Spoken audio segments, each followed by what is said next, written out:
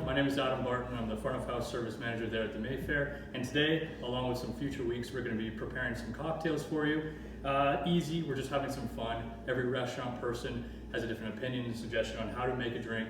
I'm just showing you how we do it there at the club, just so you know kind of behind the scenes of how your drinks are being made. So today we're going to start off with a simple cocktail. Everyone perceives it as hard because of its fancy outtake, but we're just going to make a simple martini. Usually martinis are made with vodka or gin. Today I'm going to make it with gin because that's my personal favorite.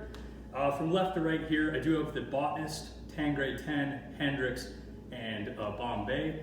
I selected these because we do have these specifically on our shelves at the club. So when you're ordering a specific drink, you can we have lots of options for you to choose from.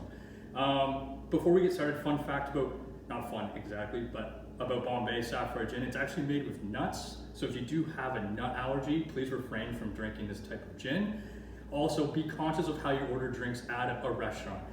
Sometimes you go in there, can I have a gin and tonic, can I have a Ryan ginger, and they just use a domestic well. You need to ask questions and figure out what they're pouring on their well. Just to be cautious. You should be cautious about what you drink and eat when you're dealing with an allergy. Okay, we're gonna dive right into it. So I start off with chilling my glass with some ice. And the only reason being is that you want this drink to be cold, but you actually don't serve it with ice in the actual drink itself. So I just put some ice in the cup, and during the duration of me making it, it gets nice and chilled. Also, you can't put this glassware in the fridge because it's too fragile.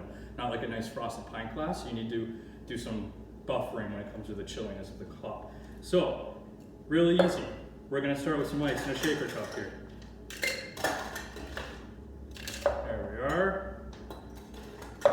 And today I'm gonna choose the Botanist. No reason why. It depends on if you like a more oily or a botanical gin.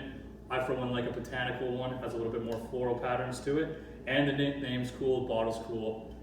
And if you saw the movie The Martian with Matt Damon, he was a botanist and he was a cool guy, so we're just gonna use this. So really, 2 ounces. I'm gonna do 2.5 today because I love you guys. Here we go, just drop that in there. Like that, perfect. Okay. Now onto our vermouth. Okay, so our vermouth, it goes from dry to a sweet. Now a rule of thumb is all dry vermouths are white, but not all white vermouths are dry. So from right to left here, or I guess left to right for you, this is the driest, and then as you go down the line, there's a little bit more residual sugar in each, meaning it's a little bit more sweet. I like my martini dry, so I'm just gonna use a simple dry vermouth. Now, depending on how dry you like your martini, everyone adds a little bit more, a little bit less. Honestly, everyone's finicky. I just use a rule of thumb, a capful. Yes, I just literally made up a unit of measurement, but we're gonna do a capful of vermouth. A lot of people when making their martini too, they would already have dumped out their glass or their ice here, and they would have put their vermouth in the glass, swished it around, and put the excess back into the cup. That's called burning your glass. Honestly, just a fancier way to prepare it. For time's sake, we're just gonna drop it right in there. So we have our gin in there, we have our vermouth. We're gonna go ahead and, I want fun shaking, no dull shaking. Fun. Now you are gonna shake it for about 30 seconds, but again, time's sake, we're gonna say that's good to go. All right, so we have a nice chilled glass here. Use our strainer. There we go. Look at that. The smell is amazing. It's perfect. Okay, so the most generic garnish to a martini is the olive. If you wanted a dirty martini, you would have added a little bit of that olive juice into the actual martini, just to give it a little bit more flavor. 2 kind of theories of why people use an olive.